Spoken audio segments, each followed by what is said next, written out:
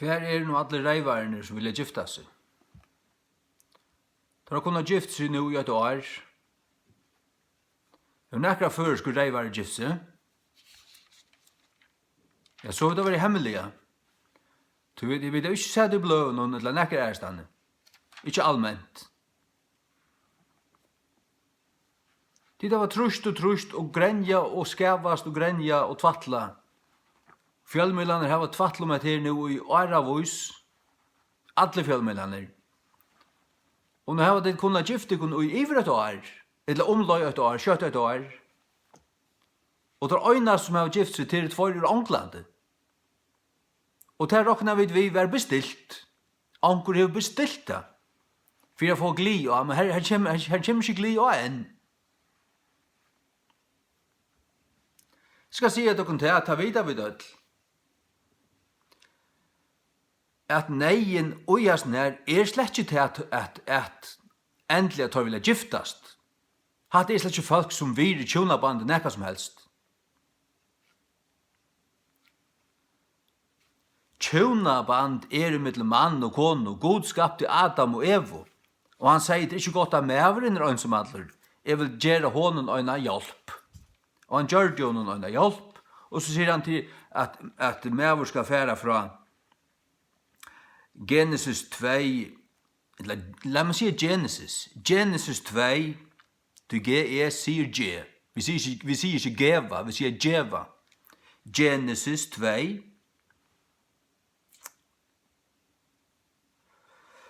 22. Og rivja bøyne som Herren god hei tidsi fra mannen hun, gjørte han til henne kvinno, og lødde henne et mannen hun. Og Adam sier, hette nu bøyne av munnen bøynen, og holde av munnen holde. Hon skal være kalla kvennmævur, av tog at hon var tidsin ut ur manne. Tog skal ein mævur færa fra fægersøynen og mævursøyne, og skal krøtja seg et konusøyne, og de tvei skulle være 8 hold. Og de var bægi nætjen, mævren og kona hansara, og skamma oss ikke. Og vi er ødel født annakvørst kallmævur eller kvennmævur, svøynsbaten eller gentubaten. Svøynsbaten hever en snjaldrara dinglande framafyrir, og gentubaten hever gæt framafyrir. Og svøynsbaten hever XY-kromosom, og tar det vekser sin drop, så ferda testosteron, hormoner. Og gentubaten hever XX-kromosom, og det hever ta ferdig hva det øydret er østrogen, hormoner.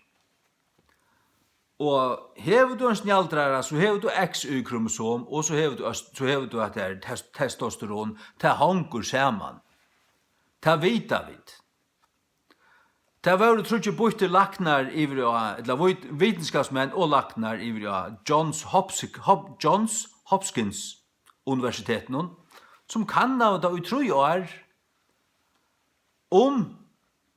det fanns nekka samkjent gen, og om det kunne avvisast likamligt, tar funno ønske, tar kunne ikke stedfesta til at det fanns likamligt, nekka som helst, kvørst i DNA, eller i kromosomon, eller nekka anna. Nyestående var at det fanns bæra, hør meg nu, bæra, og i sykene, tjafaltje. De opplevde det sålesnær, de følte seg sålesnær. Men det var ikke samsvær mellom deres likam.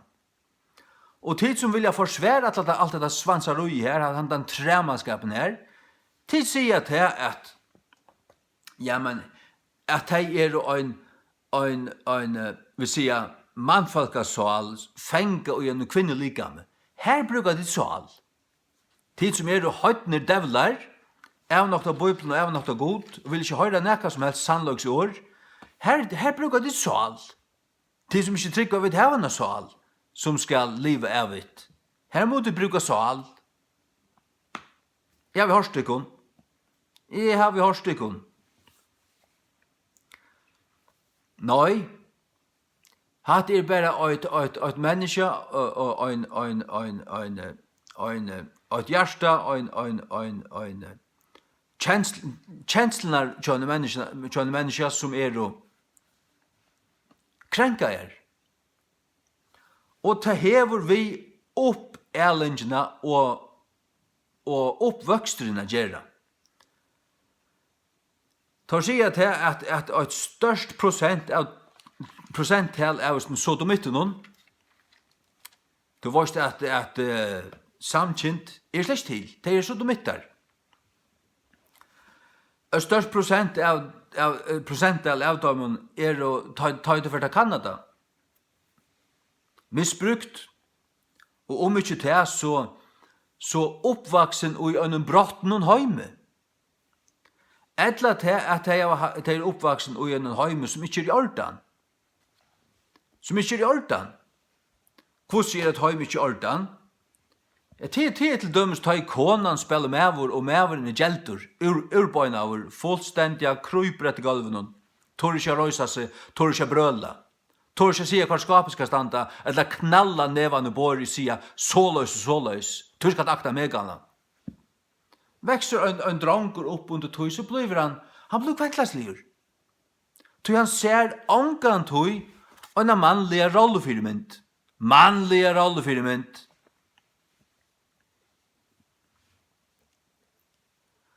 Ser han en rätta manliga rollefyrmynd och växer han upp under tøym og vidskiften og ver han tidgen som dranker av flåt og ditten og datten hjelp av pappasynnen. Og växer han upp och han upplever kvart och det är skillnad. Du vet det man vara skillnader. Hatt är konefalche till allt det tvattliga här att det är bleita sossi här bort. Och hette är vi mannen är det sålesnär. Här är en festa och en fasthöjd och en annan mera en ekvislighet. Mera bombastiskt, mera mansligt. Ja, och så tog att med vår och sådana hick pappi är så och männen är så och tog att med ja men det är som du ärst. Så stämpras det och så färd det grårar bort nu där. Till vi sökna gera. Men det som händer det är att bötnene vill släcka upp allt av sina föräldrar. Det är ett tvått av badnajägl och ett marxistiskt, socialistiskt, kavhöje, godfjentligt badnajägl. Det som det annars kallar badnagär. Och här skulle det uppälast till att vara godlösningar och marxister. Satan har stjål avkommit tjatamon kristno og det var alt riken rätt och så var det upp allt av freudiskon, marxistiskon, humanisson. Det passar. Och det har varit pratika javnstöva till javnstöva. Det har aldrig varit javnstöva och det har varit omgående. God har skapt mannen som hötte. Och han hötte. Och det har varit han alltid. Oansett vad stateren sier.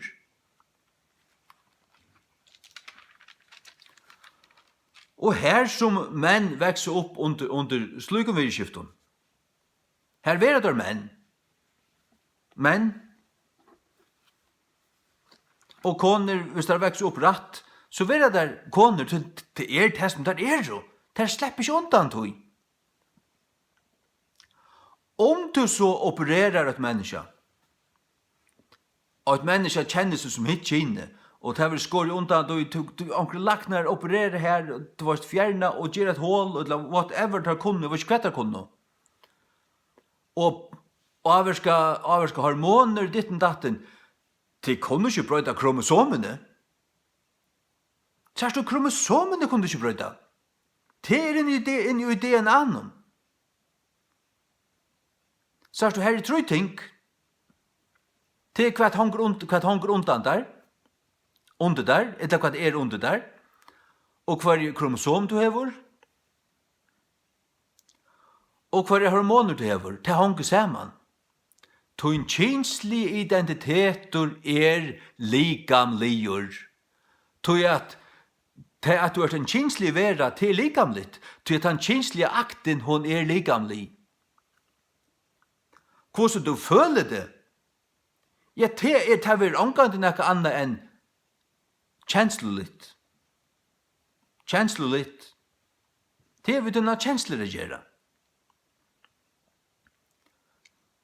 Og føler du det forkjærst, føler du det øvut, så hever det bare vi å gjøre hvordan du er oppvaksen, og ikke annet. Ja. Det tunna kjensler ikke ordan og samsvær vi hvert likam du hever, så okkur færre av kaos. Og det kan rettast du på. Og det færre av kaos, og du opplever til at du må bergast ved det, så det øyla synd du der,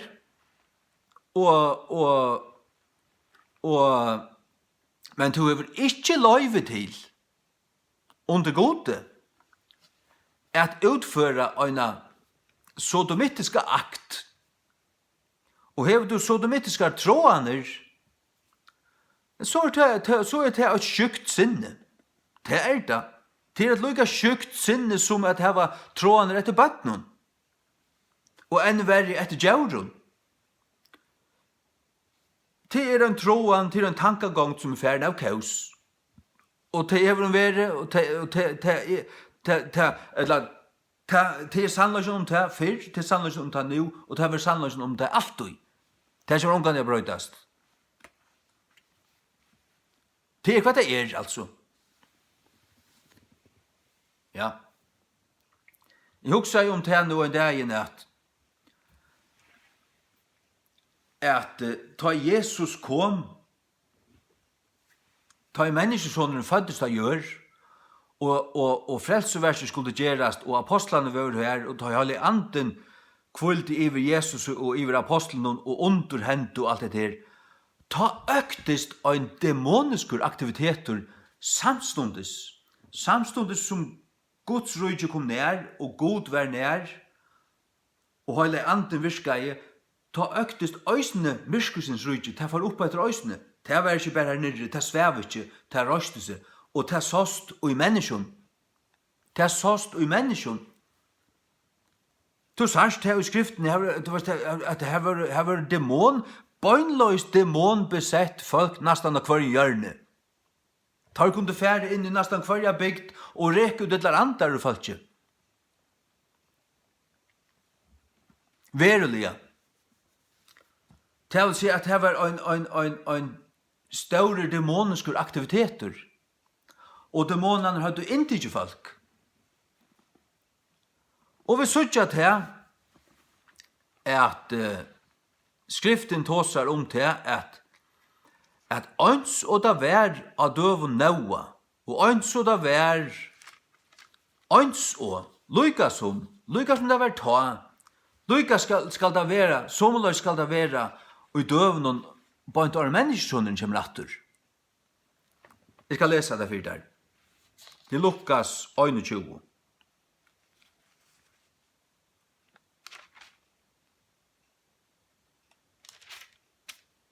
La meg lika finna det på, ja. Du undrast i hva jeg skal kalla det reivarar. Det er ikke et rævlig anstigeligt år. Ja, det det som man kallar det, tar man hei anstygt for det. Da sier man reivare. Tar man hei anstygt for det, da kunde man ikke annet enn bruka et anstygeligt år for det.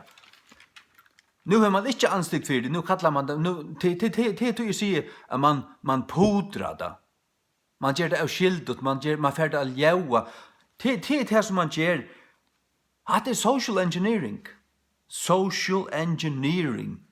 Det at man brøyder benevnes, man brøyder hoksenar hot for at ting skulle flytast. Man flyter tankagångna tja falskje.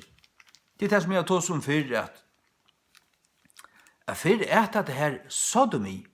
1823 hikk du i Noah Websters årebøk her, Noah Websters Dictionary fra 1823. Du kan googla henne. Googla det eller løyda du her på homosexual, så fanns det ikke. Det var ikke til. Eller homofile, H-O-M-O-P-H-I-L-E, jeg husker det var grikst. Det fanns det heller ikke. Men sodomi og sodomite, det fanns det. Og det var lust vi rævlig åren til a crime against nature. Og den definisjonen ur Bibelene, fra Romerbrevnen 8. De fører fra til naturlige omgången, ivret han som imot natur. Det vil si at gjøre at det a crime against nature, hver i natur, naturen ut her sjølven. Det vil si at tøyne DNA, det som du skapt til.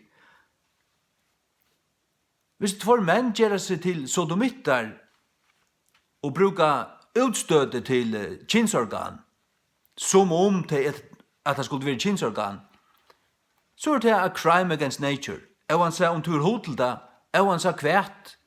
Du misbruker det sjølvan, du misbruker det likam, og hatt er slags to. Hatt er slags to.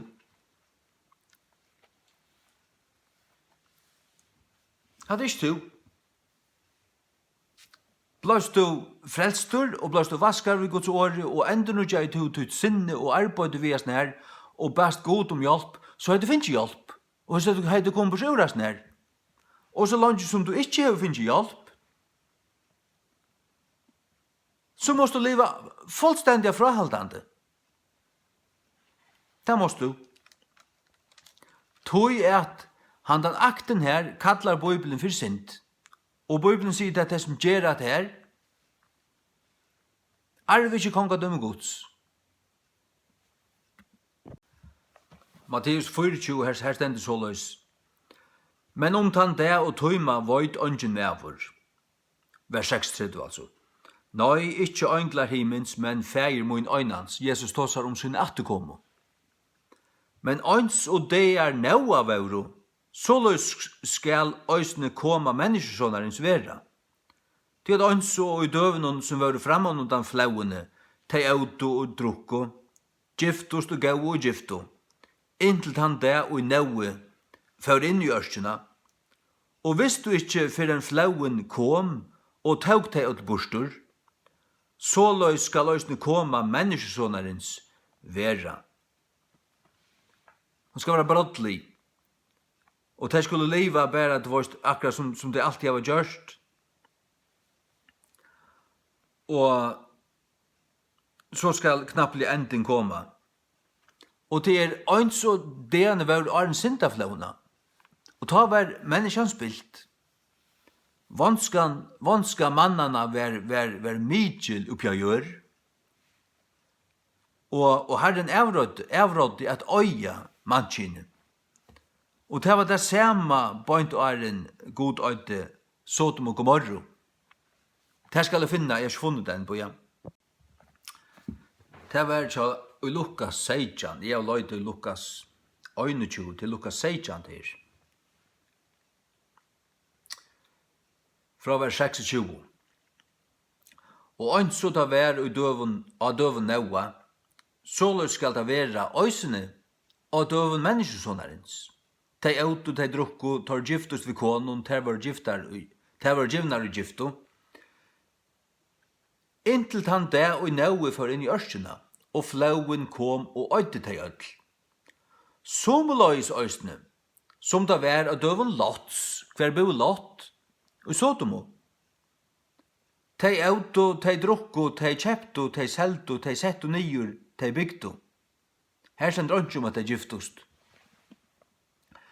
Men tan sama dagen som Lot för ut ur Sodomo. Ut ur Sodomo, tan sama dagen som Lot för ut ur Sodomo, regna i eldre svavel fra himne, og øyde teg ødel. En ta såløys skal det være at det i tøy menneskesåneren være oppenberaver. Så Jesus saman ber tøyarbilen, omkring hans atterkomo vi syndaflauna og Sodom og Gomorra. Lykka som det var her, lykka som det var her, lykka som det var her. Ja, så kunne vi studera hvordan det var det her.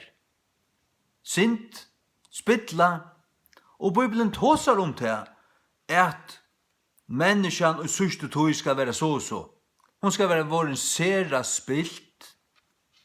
Og egentlig, tar du leser Romerbrevet i 8, så det egentlig hvordan menneskjan våren en god dømerana. Ta nu kommet halt her at god for å tøyna, drepa, torstøyma. Det såløys menneskjan våren her.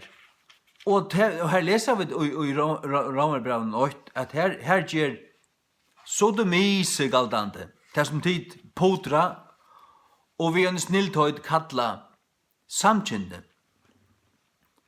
Det tog at det social engineering.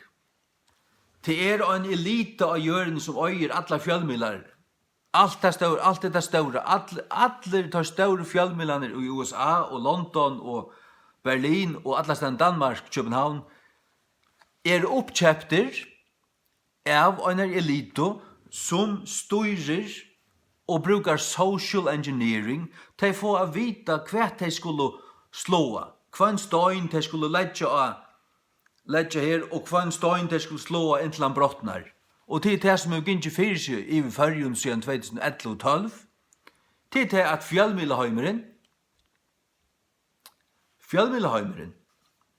altså satans apparaten og sura kringvarpen, og av dimmalating, og av sosialen. Jeg vil ikke uirokna Norrlyset, ta det kommer til at her. Det så ikke at her i Norrlysen. Jeg tykker Norrlyset utenfor at her. Jeg har aldri sett at her i Norrlysen. Det sannhet som du har sett då, at det finnes en strika i Førjun. Hon gonger her av Skalafjøren, og det som nordanfor Skalafjøren, til Kristi. 40%. Vet her når vi kommer ankan til å gauteka, vi kommer ankan til å blastempla, sodomi som gauteka litt, aldrin. Før skulle tid høytningar sånne for åkken, slippa krossfest åkken. Vi trykker nemlig Guds åre, Bibelen. Ja. Nå jeg legger mest til det at nå har vi kunnet gift seg borgerlige godt nok, men de som gifta seg borgerlige, de kan ha mindre i bløyen og sier at vi gingen i tjunaband. Nå har vi gift okken. Anger føreskir reivarar, og anger føreskar lepper. Her var gjørst det enn, og et årsøttene. Jeg kvette neien kjattekon. Hver var så neien kjattekon? Neien bare øyn, og jeg har sagt det, at det så jeg strøye til andalit. Strøye til egentlig, at Satan vil gjøre førjar til et frafallet land, der som føringar alle i sine hjärsta, og i sine hjärsta og i sine munne, gauteka sodomi, til at ta man gjør til, så man andalig våren av en Sodom og bygve, så man andalig lykka spilter som det var i Sodom og Gomorra, og så man egentlig andalig frafallen.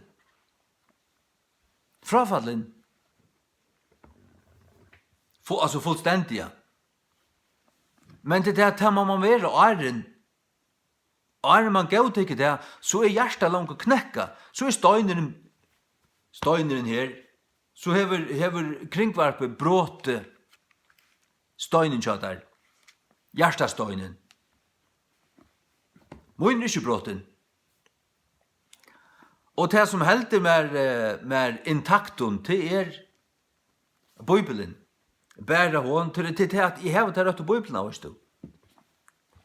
Her som det ikke øyder kattelskøtja, men her som det øyder sodomittur. Ja. Tog det før for standardsne møte, og det har vi gjørst, og det gjør jeg enn. Halleluja. Og at det er sera nejut at anker gjør det. Det er sera nejut at det vil gjørst. Og det er så sannelig hørst. Så sannelig er det det. Halleluja. Gjør det et innslag og gjør av morgen. Ta i deg li ut i 24 timer til hadde 695 folk hukt etter. Så at anki er så ringt at ikke gå for akkurst. Facebook kan åpenbart brukes til akkurst. At det datt jo nere i akkurst Facebook Vesperøyer, og så er det færre rundt.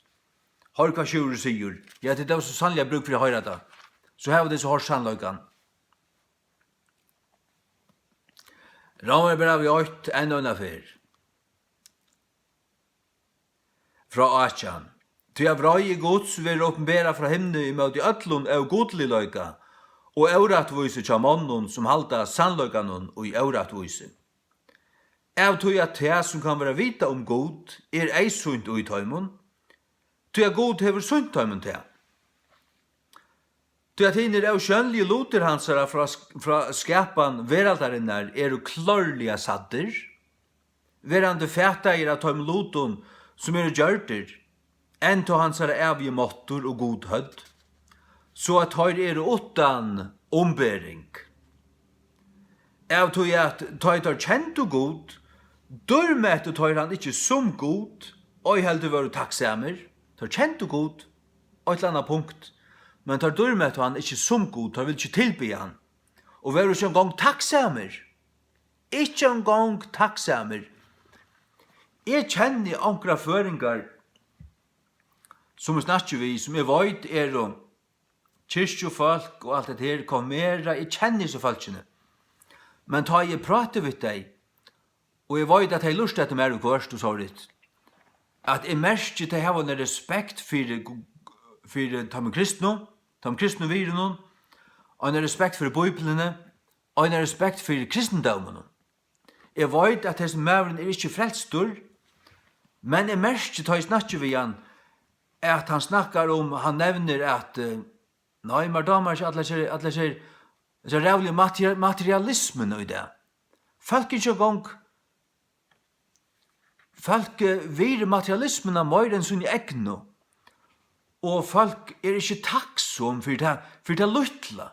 Jeg hører hvordan han snakkar som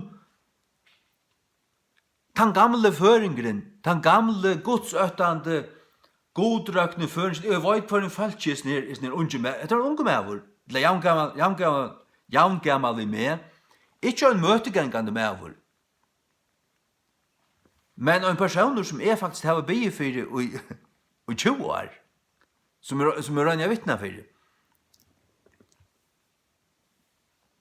Og han snakkar til oss, og jeg var hvor papi hans var, og abbi hans du veist, så er det godrøsje folk av det gamle slenen.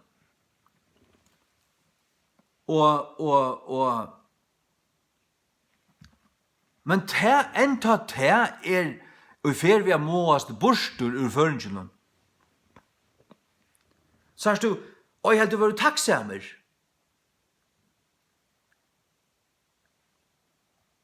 Er du godrøsje, kjenner du god, så er du takksamer. Takksamer. Og nøysamer røysene. Vi leser videre, men gjør det fafongter uisunnen og imyndanen, og tar av favetskuta hjärsta vær myrstja. Vottande seg sjálvare vera vusar, gjør det tøyr darar.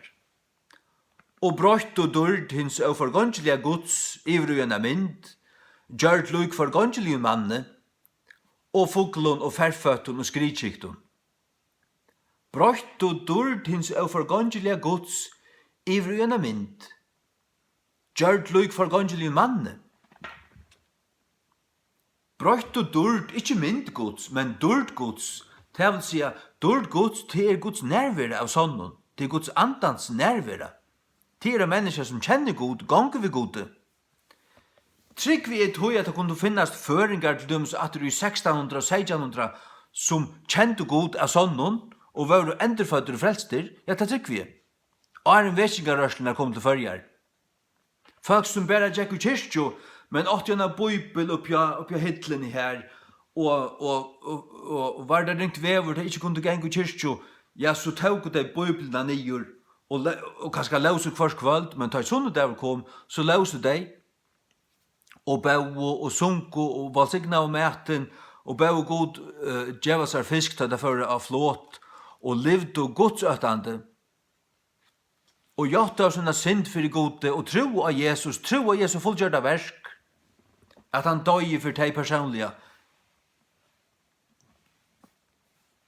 Til Guds folk. Og tro det virkelig, kvulde det virkelig, og Jesus Kristus fullgjørda krossarverket, så det ferdig noen til himmels til det døg. Hvis det så her er trett jatta og se som kristen alt sitt liv, ja, men så til lukka en jattan allmänt lukka gau inn i ut i gøtene og nere i fjørene og ombora en utrørabate som man inn i en misjonshuset. Det måste forstanda. Det hjertatryggven og det jattan ved munnen som brøyde tingene. Vers 24. Hvers vegna god østning gav tar opp. Så her har det ikke innhildet god i sin kunnløyga. Tar skott ikke om at innhalda god. Vi lauser her. Tar kjent og god, men tar dørmet og han ikke. Og var ikke takksamer, men gjør det fafongter i sin øymyndan til hva det hoksa. Og tar av favetskuta hjärsta var myrkja. Og så votta der seg, jeg vet så eller voisar til 1800-tallet, vid darwinisme og til tøy. Men gjør det større. Og brøyt og dør til så forgangslige gods iver og gjerne mynd, her for menneskene fra at tilbya god og i anda og sannløyga, til at tilbya til evneslige, og en mynd er forgangslige manne, til mammon, til bal. De som tilbøy Baal gjør det sånn en mynd av en mann og tilbøy en mannen og offra til mannen. Det egentlig Satan. Og det dreier seg om fruktbarhet. Det dreier seg om det at de skulle få bedre grøy i år enn i fjør og bli rykere. Tidpinsar, prosperity, klottar. Og i Philadelphia og i Havn og nere i luftens år i Ronavik. Og hver en pinsamånjut som jeg vet om på handamaten. Du gengi ikke kjattekon, kan ikke genga kjattekon. De tilbya mammon, de tilbya bal, tid, men på en annan måte. Og et satt Guds baden fylgjer og elskar God for hver god ikke hva han djevur, ikke hva det skal gagne honom. Nei, du ta kjenner god øyran og elskar han. Bæra tog. Så gjør vi god deg opp i vers 24. Hvers vegna god gav tar opp til eurøynsko. Jøgnun gyrndinar av tar egnu gjørstun. Tar hjersta var myrkja og fullt og gyrnd. Og hva fer det så gjøre? At vann det sunn egnu likam. Sunn av midlun. Vann det.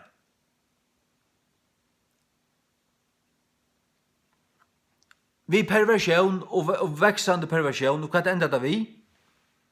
Vers 25. Hver brøyt og sannløyga gods ivr i øyna liggen, og tilbau og tæna av skapningen, møyri enn skaparan, til for å tilbya avgodar, og forgoda mennesker, og løyda seg etter idolon, sangidolen, og filmstjøtnen, og Oscars. Høyra kvann annan, litta kvann annan opp, æra kvann annan, og ståna hæsa høyerslønna, og hæsa høyerslønna, og handan grunnen, og standmynter, og alt pumpa kvann annan opp. Og legg merke til at det Oscars høyerslønnen til en god standmynt av en mannen. Det en mannsmynd og i godle. Og så wow, du varst luta fyrst ned. Og her var idol. Hva er et idol? Til en avgoder. At avgoder roi. Hollywood alt og en stor avgoder. God er ikke vi gjøre. Har omgang til haft. Tilbø og tæna av skapningen vår i en skapare noen, som valsignaver over. Amen. Av hese grund gav god tar opp, så det ble bare verre og verre. Gav god tar opp et ringolisten, så stendet det hva disse ringolistene er. Tog jeg skjalt tarra kvinnor, brøtto, til naturliga brudje, iver i hatta, som i møte natturo. Her fikk Noah Webster, ta en gjør sin årebøk i 1828, sånn definisjon av hva sodomi er, a crime against nature, til i Rom 8, 26. Og det stender ikke, Guds ord sier ikke at hette det som de var. Nei, de brøyte det. De brøyte det. Men til øysene, sier du, til en tilgang og i manna attene, til nekka som fer, og ta flyte seg, og ta det komme til et avvist punkt, de som tar være født og vekse opp, de undres ned. Til tankagångten, alt flott. Til at det kollektivt frafall. Det kollektivt frafall i Romerbraun 8. Herra bispor, herra løgmaur, kollektivt frafall til det som suttje fargen i det. Du det ekvelia kjølsamt at komme prat ved en mann eller et menneske som nekka høpelse, nekka høpe eller nekka iverhøver forstandig roi, nekka skiler roi. Men det finnes her i Skalafjøren, og i Ronavik, og i Rytevik, og her. Det finnes ungmennene som rattsikai. Nokker få. Til at kristendommen hever sånne havborger inne. Det må du bare gnuppen til hver eio. Kristendommens havborg ikke Torshavn.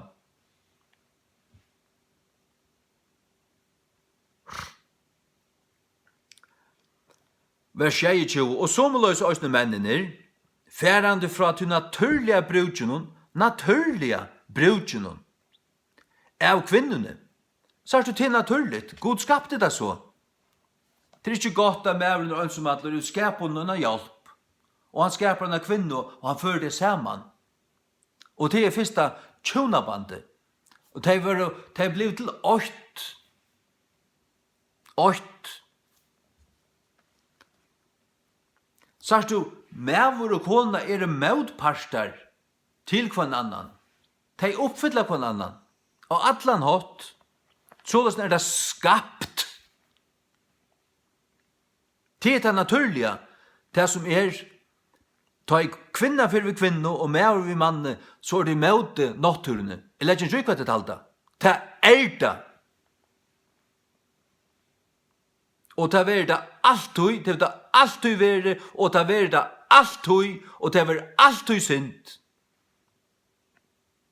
Oansett, hva vi lovgivet, og hva vi trust, fer at han fer, kvöld at han kvöld, du hikker ikke sjøvnar på en av viko, du hikker ikke sjøvnar på et halvt kvöld, utan du vil avvirka over handa veien, så de ytterska veien. Så visst anga løte og at kring var førja modra og kjept av en elito.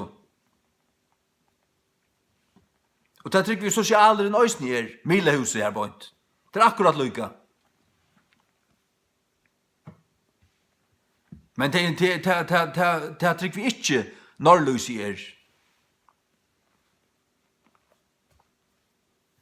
Det trykker vi ikke nøy.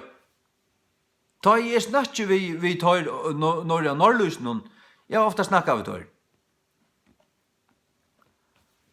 Så merker man til at det andre folk snakker vi enn alt, høyla lorst i havn, alt som det innanfor milaheimen. Sommerløs også mennene færande fra til naturlige brukene av kvinnerne, brent og i sunne gynd hver møt i øren. Så at det stendur og i Guds åre. Ramvar jeg breven som apostel vårs Herre Jesu Kristus, Paulus, skriver jeg, og som God har samla og kort og i sunna bøybel. Det stendur her. Ratt tutt år for i år, etter enske reformationsbøyblene, King James.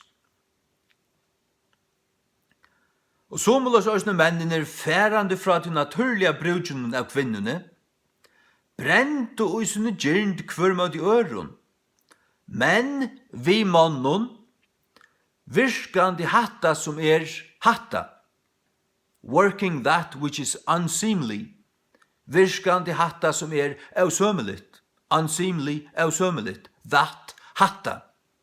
Sørst du hvordan året rett man kan tøya? Og ta det merker åkt og enskun, tøy du da akkurat lykka av føreskun, så merker det bare akkurat det samme. Først i morgla minne. Men vi mannen virkande hatta som ausømeligt, og møttekande i seg sjálvun, til virle, vittlo søgnar. Hatt en vittla. Ein vittla. Herfra kommer til at vi sier ein kinsvittlingur. Ein kinsvittlingur til ein som vilstur. Vilstur. Og han som vilstur, han kan løyast attur heim. Og det kan Guds år gjøre. Men vrekar du Guds år og velur syndina,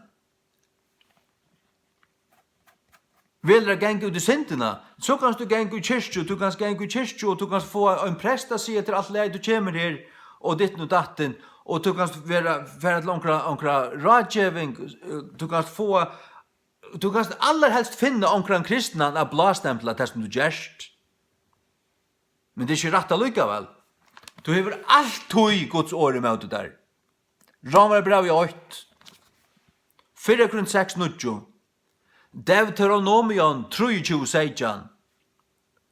Og Leviticus 20:18 og ærastane.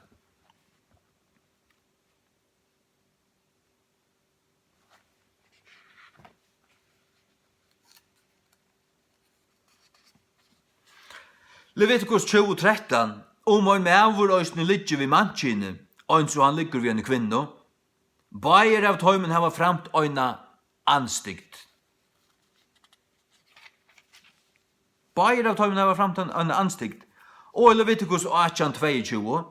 Tu skalt ikkje ligger vi mannkine, eins og vi kventkine, ta anstigt.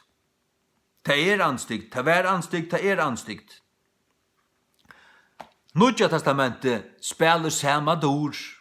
Nudja testamentet gjevur gamla testamentet samklang og jasn her. Fullständiga. Deuteronomion 3:16. Ta skal ongin håra vera av døtrun Israels, etla ein sodomittur av sonen Israels, ein sodomittur ein som ger som anstigter som det gjør i Sodomo. Det er herfra at det kommer. Hva gjør det i Sodomo? Men for vi mannen hadde sint. Og det er det som Paulus lyser her i Romerbrevet 8. Men vi mannen, kvinner vi kvinnen, til å få et virle for sine vittlo, og et virle er et rettvist endurgjald. Et endurgjald. Møttekende i seg sjølven, og i seg sjølven. Til å få en døm, og i seg sjølven, og i sin kroppe. Hva får de? Jeg går til å bore så i bandet at jeg får AIDS, gonorré, diarré, og hva var det?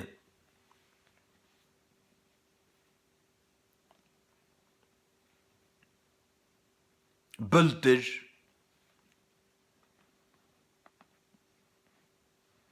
Ja. Det vi jo la vittlesøgner som hørselig. Og en ta som ta en loika i øy at atterhalda god i kunnloika søgnen, gav god tar iver. Vers 28, gav god tar iver. Vers 26, Av hese grund gav god tar upp. Vers 24, hvers vegna god gav tar upp. 24, 26, 28. God gav tar upp, god gav tar upp, god gav tar upp. Herra vispur. Herra løgmaver. Tid det var lovgivet fire at førjar skulle fære i romane strik og falske alt skal gauteka det som Guds strika at ta det fære i romet her. Det fra vers 24 til 22 akkurat det her. At det fære ut i auransko, gjernder, vannverðast egen likam sunna mittlun. Kvinnen tar brøtt den naturliga bruket över det som mot natur och männen somlars män färande från den naturliga bruket av kvinnorna bränt ut en gärn med gören. Det sodomi, det som de kallar samkynne. Det strikan. Ta det färg i rummet här så syndamatet fullt. Ta livet vid så mot hoj som det levde och en syndaflauna och en god öde Sodom och Gomorra. Tog tås om det her. Det tog jeg tås snakke om det her. Det tog jeg samfunnet tryster det her, og ønsken stendet du i møte.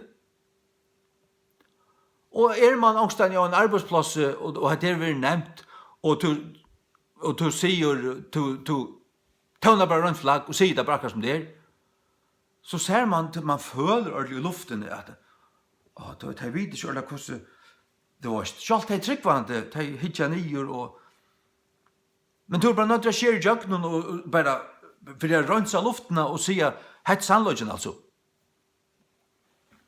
Og gjerst du det, så fylger alt etter. Så vinner du bare høyla lorste.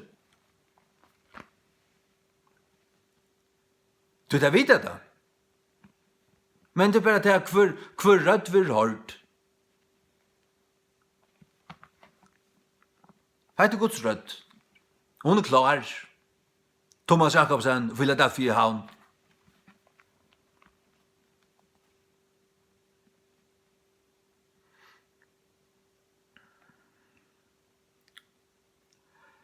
Vers 28, og en tar som tar loika i øy at atterhalda god i kunnløyga søgnon, gav god tar iver til et atterkasteligt sinne, og et forkasteligt sinne.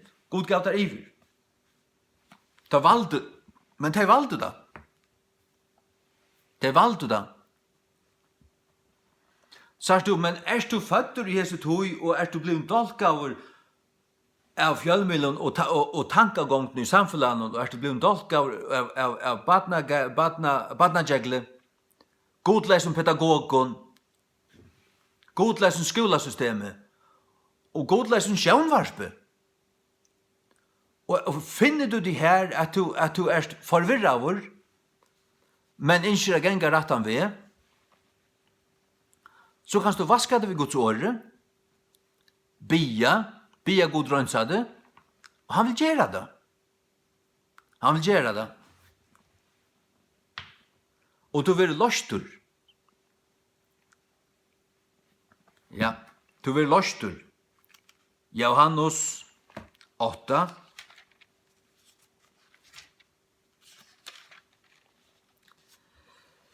32 og i føresko King James høyr her, og tid skulle kjenna sannløygan, og sannløygen skal gjera tekun frujar.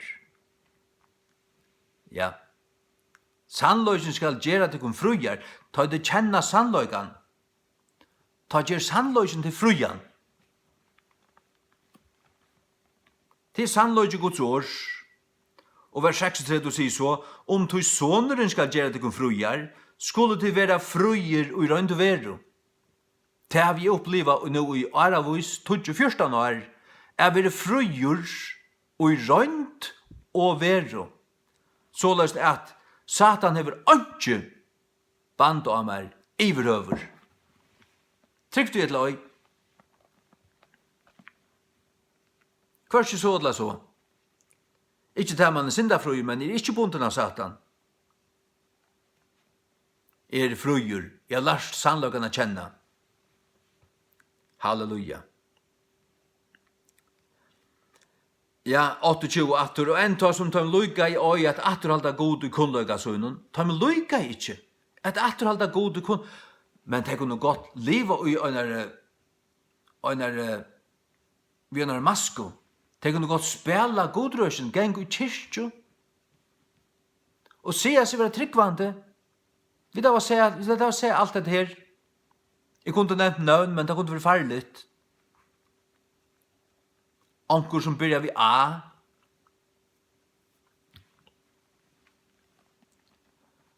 Og et navn byrjar vi B. Av konefolk. Men at det her... og det spiller godelig. Men det er folk som har en masko, men det har evnokta godligløyga og kraften av godligløyga. Ja. Det er det. Det er Søgna Timotheus 3. Søgna Timotheus 3 fra vers 8. Hetta vit i øysni at i hun sørste døven skulle komme våa samar tøyer. Vandamiklar våa samar tøyer. Til menn skulle være elskarar som egna skjolds, menn til menneske altså. Menn skulle være elskarar som egna skjolds, agenda samer, reiparar, hukmauer, godspottarar. Godspottarar, au høyrelir mot foreldron, au takksamer, vannhøyleier, utan naturligan alsk. Utan naturligan alsk. Utan, det er ikke for at elska så som et naturligt menneske øyre være først for at elska. Atler egenløygar ut til at elska av sånn er bursdur. En hundur elskar mer enn et menneske i det.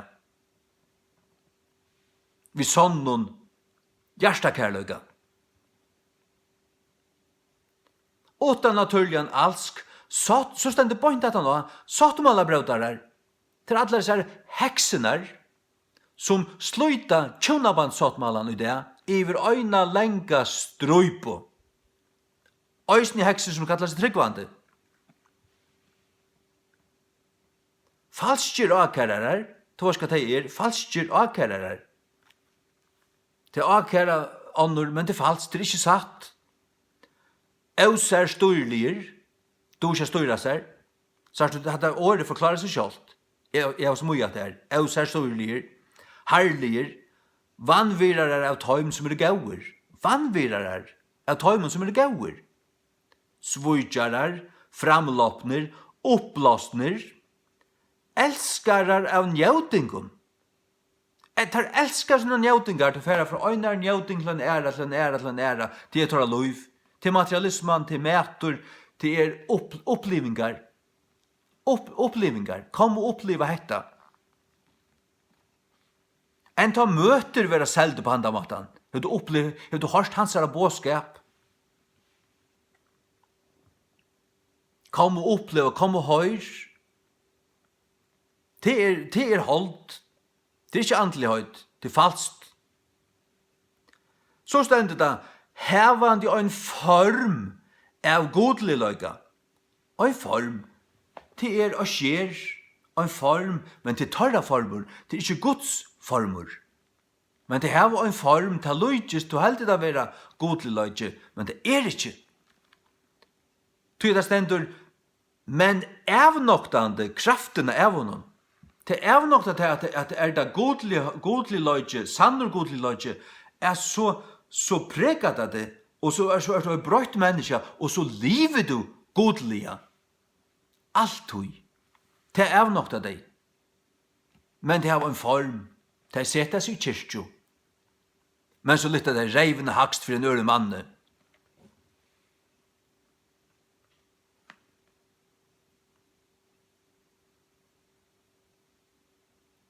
Vittløyt Satans pakk. De kunne vende om, og tryggva bøyblene, ungen prestor, eller ikke hvordan om han er tryggvande eller vantryggvande, ungen prestor, ungen menneske, er omanfyrir Guds ord. Ungen, ikke en gang paven. Paven er ikke en gang ui Guds fylgje. Paven er vikarer Satan som gjør. Han øyder av røtten Vicarius Diabolos Kolossos. Ikke annet. Avnoknande kraften av honom, så sier han, fra slukon vend bostur. Fra slukon, til akkurat som det stender i 4.5, at du skal kvare han vanta ut,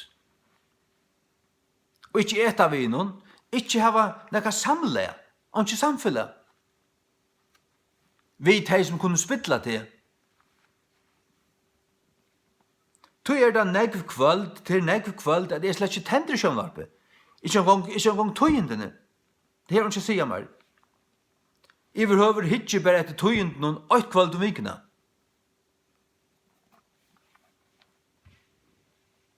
Ja.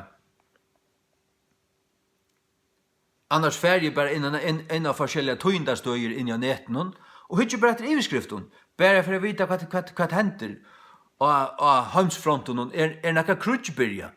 Det må jeg vite. Vi får atter til Romerbrevet 8, 29. Verande filter vi allar i auratvise, siløyse, vansko, agjernt, illviljaskapet. Fotler av øvund, morre, her er bare alt mist. Hette tar lov, hette tar hjärsta. Trattna i svitje, ønskapet, teskarar, bekbøytarar, Hætarar av gode. Hætter øysene teg, du, som heva hona og isne. Kanskje de ikke her sjálve, at de så snar avskeie, at de gjerra sodomi, at de livet sodomi, men de heva hona ute. De færre om man græsager vi fløykon og stålade, og djeva som tommel oppfyrde ut av Facebook, og egentlig heva frakt i godløysnen, frakt i anstiktene, frakt i sodomien. Det er lykkaspilt. Og her skal det nok suttja øvund og trattna og svik og ønskap og teskarar til at slætur. Bekbøytarar, hætarar og gode, hæturs fotler, hugmauir, reiparar, oppfinnarar av ytluntingun, foreldrun avlutnir. Utan skil, her stender det så atter, sottmalabrøtarar. Tjunaband en sottmale. Han leuar fra nu av inntil degin skildur, og folk virdes langur. Folk virdes langur.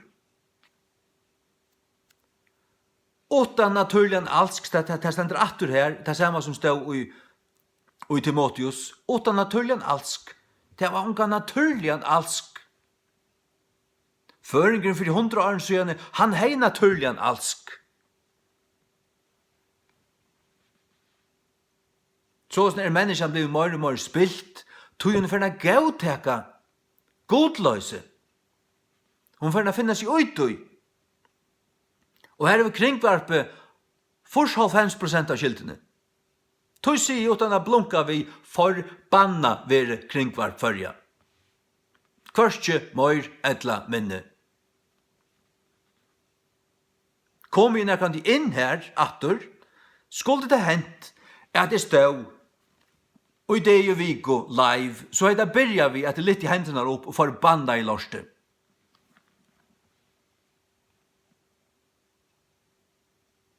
Åttan himpra vi.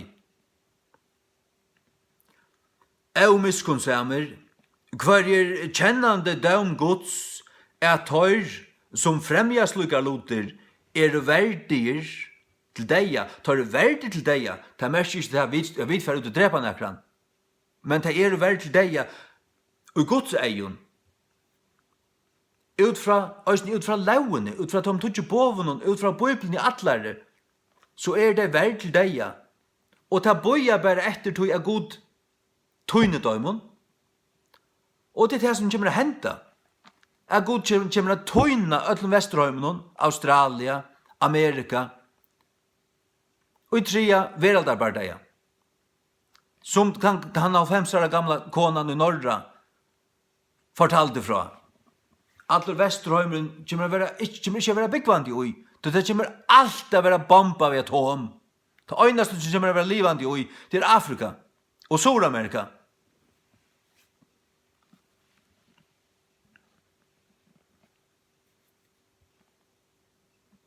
Tog at det kommer til en striko, og så ganger bara en avvist tog, god i nøyer, han bojar, men så kommer domeren. Han kommer å komme.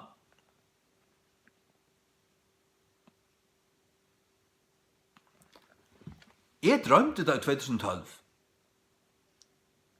Jeg var ved til Norra ved en helikopter, Tyrlo.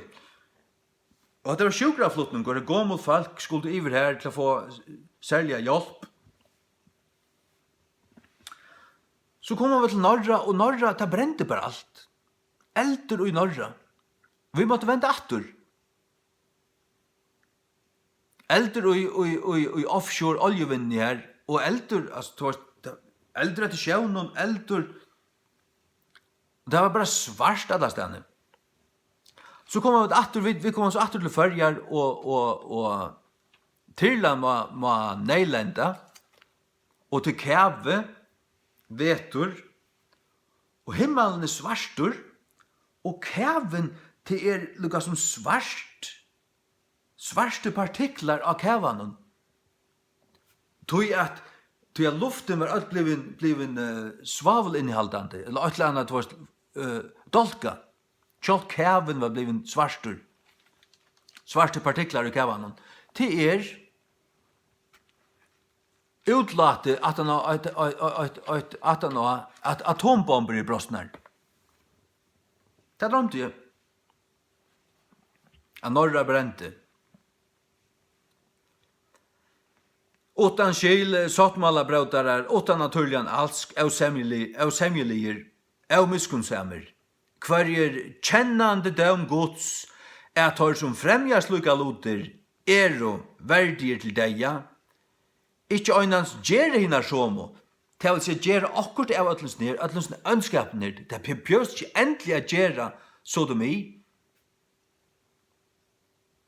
men teir vær til deg at du teir færn iver strikene, det var hona ui. Tu det lykaring som teg som gjør det. Tu det ser alvorligt at suttja til at fløyre føringar for å gautaka det her. Det lykaring som teg som var i Sodom og Gomorra, sjalt om det ikke gjør det som det gjør du her. Hvis det gautaka det, hvis det var hona ui, blastempla det, og valsigna det, og gjeva det vind i seglene, så det avdøy, til det en parster avdøy, til det lykaring som teg som gjør det. Hver kjennande døm gods, det kjenner døm gods, vita det. At har som fremjar slukka luter verdig til deg, ja, det vita det. Det kjenner bibelsøvna. Det kjenner, ja, Sodom og Gomorra, ja, hva tenkte her? Ja, god brende seg bøy, det sier bøyblen. God brende tar bøy, fyrir kvært. Jeg var ikke okkur vi tog at menn følger vi mannen, men det kan ikke passa. Det er bare en søva, sier det. Men det vita det, men det er avnokta det, og avnokta det, og avnokta det. Men det er sannøyt. Og det kommer hendt atter. Hverjer kjennande døm gods at har som fremjar sluka luter og verdier til deia, ikke øynans gjere hinnar somo, men hava hona og i taimon som gjere dør. Det hava hona og i taimon. Det hava hona og i sodomitten som flagga og eulasøko, og færre djeva dem som stol. Det er lykaring, det er òsne verre til deg, ja. Gjør så vel. Så det som ikke kom ordentlig til å si, at det var at kom til det, men det var til at da jeg nevnte til vi til demoniske aktiviteten ta i Jesus kom.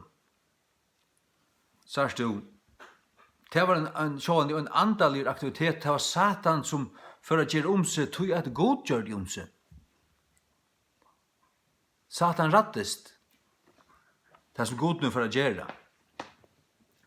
Og i sørste tog skal god uthedle av ødlån, av andasund over alt kjøtt, og det er han som gjørs fra kvidsund, og det gjør han enn.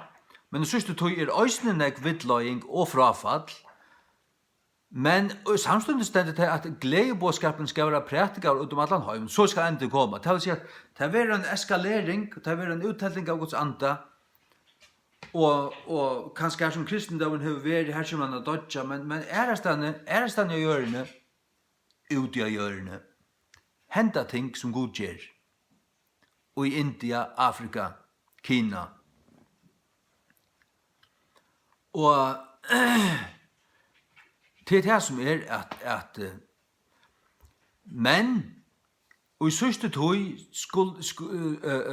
og døven og Jesus kommer atter skulle det være eikjennande at tordean skulle lujtjast døven og åren lott for ut Sodomo. Ja. Og her var det her eikjennande visen her Sodomien. Og det blev eikjennande i det. Og i Vesterhøymen. Og i sånn her kallnaja fra frafadlande Vesterhøymen. Her det eikjennande. Ja. Det en andalig det en andaligur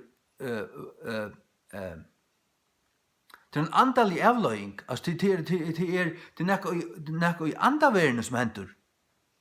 Det det. Det andaverden det henter. Lukka som det henter i andaverden det som henter da Jesus kom. Det andaligt. Det som suttja av kringvarpen kvars kvöld hvis vi tidsja. Det andaligt. Satan brukar det her apparatet her. Som et anbo sin i hånd. Han brukar altså feltjen her. Det jo fullstendig ivetidjen av et landet.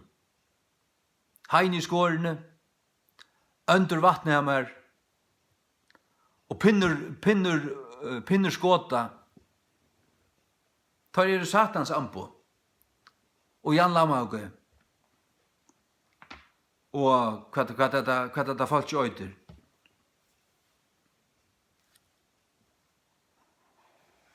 Ja. Nei, de kunne gjøre så vel, og ropa de kunne, og ruska de kunne, og komme atter til Guds år. Og til test endur, og det er for omgang vi. Det er for jeg heldur ikke. Gjør så vel.